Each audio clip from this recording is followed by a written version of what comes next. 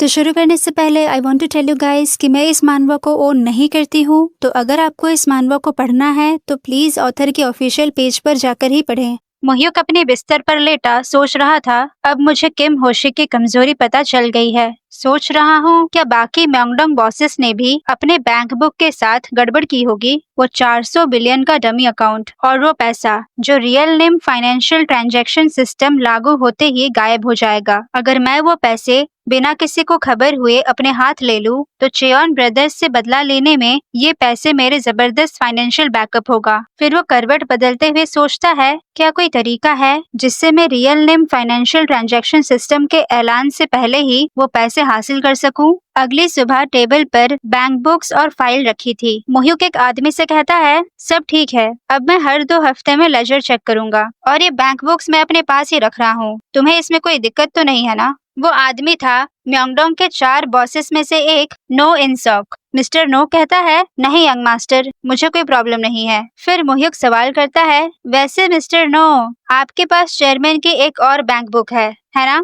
Mister no चौंक जाता है, क्या चेयरमैन की बैंक बुक? मोह्युक उसका रिएक्शन देखते हुए सोचता है, लगता है किम होसिक ने इसे इसके बारे में नहीं बताया, मतलब वो पूरी तरह से बेवकूफ नहीं है। फिर वो आगे कहता है, क्या आपके पास ऐसी कोई बैंक बुक नहीं है जो चेयरमैन ने आपको सीक्रेटली दिया हो? उन्होंने मुझसे कहा है कि वो भी मैं ले आऊं। मिस्टर नो पसीना पसीना हो जाता है, क्या? लेकिन इसके बारे में तो सिर्फ मैं और चेयरमैन जानते हैं, एक बार चेयरमैन कंफर्म कर दे तो। मोह्युक बीच में ही टोक देता है, नहीं मिस्टर नो, आप मुझ पर भरोसा कर सकते हैं और इसे सौंप सकते हैं। सिर्फ ये बात कि मुझे इस सीक्रेट बैंक अकाउंट के बारे में पता है, ये सबूत है कि चेयरमैन क्या चाहते हैं। मोह्युक सोचता है, पहले किम होशिक और अब मिस्टर नो, क्या ऐसा हो सकता है कि डमी अकाउंट का पैसा रियल नेम ट्रांजैक्शन सिस्टम लागू होने पर गायब नहीं हुआ, बल्कि म्योंगडोंग के 4 बॉसेस ही वो सारा पैसा पकड़े बैठे हैं? दादाजी के वजह से ही इन सबके पास म्योंगडोंग के जबरदस्त लोन शार्क बिजनेस है, लेकिन फिर भी इन लोगों ने उन्हें धोखा दे दिया। मोह्युक मुस्कुराया, तो मिस्टर नो, क्या आपको वक्त चाहिए?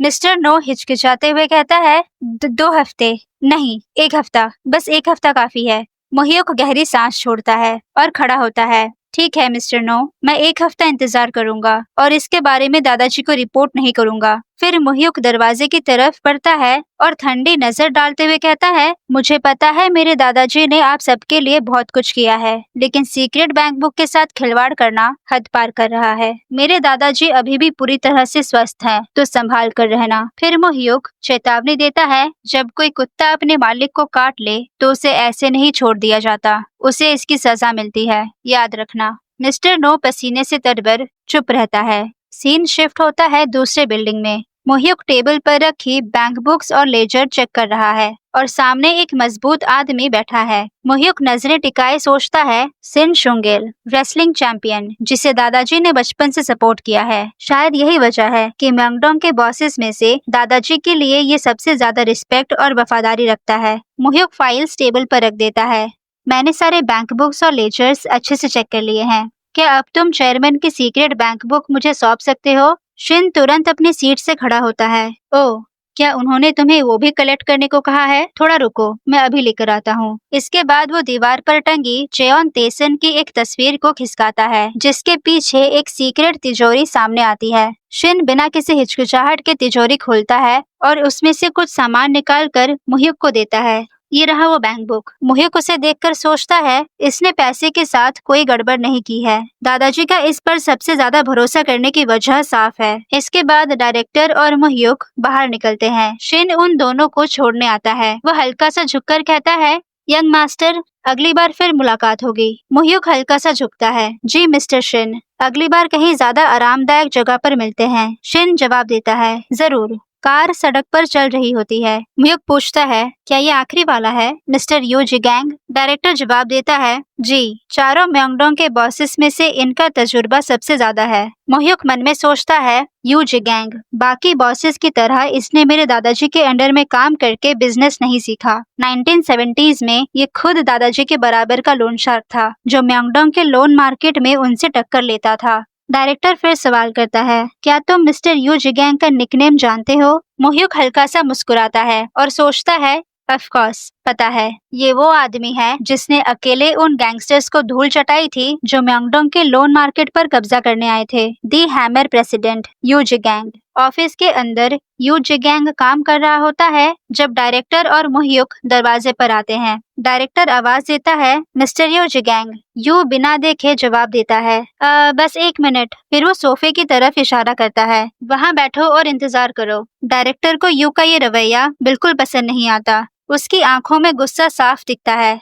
तभी मुह्युक हाथ उठाकर इशारे से उसे रोक देता है और बिना कुछ कहे पूरी शांति से सोफे पर जाके बैठ जाता है और डायरेक्टर उसके पीछे खड़ा रहता है। घड़ी की टिक टिक कमरे में गूंज रही थी। आधा घंटा बीत चुका था और मुह्युक अभी भी चुपचाप इंतजार कर रहा था। अचानक यू जैंग उठता है और मुस्कुराते हुए मुह्युक की ओर बढ़ता है। ओ माय, माफ करना, तुम्हें इंतजार करना पड़ा। वो सामने वाली कुर्सी पर बैठता है और सिगरेट निकालते हुए कहता है, ये वो लेजर है जो चेयरमैन को दिखानी है, तो मुझे इसे अच्छे से साफ करना पड़ा, इसीलिए थोड़ा टाइम लग गया। फिर वो हल्की सी मुस्कान के साथ कहता है, आपको बुरा तो नहीं लगा ना यंग मास्टर? मुह्युक जवाब देता है, अगर ऐसा है तो मुझे वो लेजर देखने दो। फिर यू डायरेक्टर की तरफ देखता है। सुना है डायरेक्टर हाँ आजकल बड़ी मेहनत कर रहे हैं, बच्चों को देखना, डायपर बदलना। तुम्हें नहीं लगता चेयरमैन तुम्हारे साथ कुछ ज्यादा ही सख्ती कर रहे हैं? ये काम तुम्हारे लिए काफी मुश्किल होगा, है ना? फिर वो आगे जोड़ता है, अगर तुम्हें लगता है कि तुम इसे ट्रेन नहीं कर पाओगे तो तुम इसे कभी भी मेरे पास भेज सकते हो। मैं इसे A to Z अच्छे से ट्रेन कर दूंगा।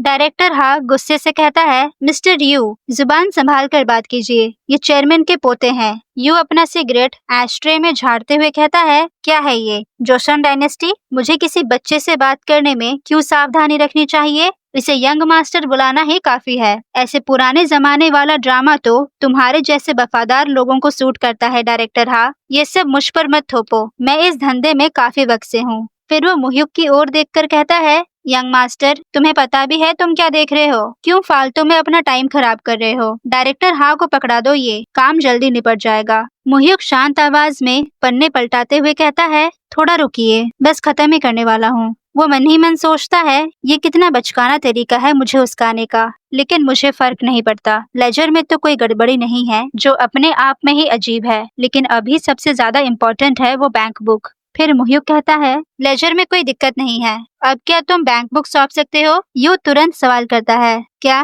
मैं ऐसा क्यों करूं? मुह्युक बताता है, क्योंकि चेयरमैन ने मुझे ये कलेक्ट करने को कहा है। यू सिगरेट का धुआं मुह्युक के चेहरे पर छोड़ता है। चेयरमैन से कहो वो खुद यहाँ आकर ले ले। चेयरमैन ने ये खुद मुझे सौंपा है, तो इसे वापस भी मैं उन्हें ही दूंगा, किसी और को नहीं। फिर यू हल्की सी मुस्कान के साथ आंखों में चुनौती लिए कहता है, आप भी यही सोचते हैं, है ना यंग मास्टर? मुह्युक चुपचाप उसकी आंखों में देखता रहता है।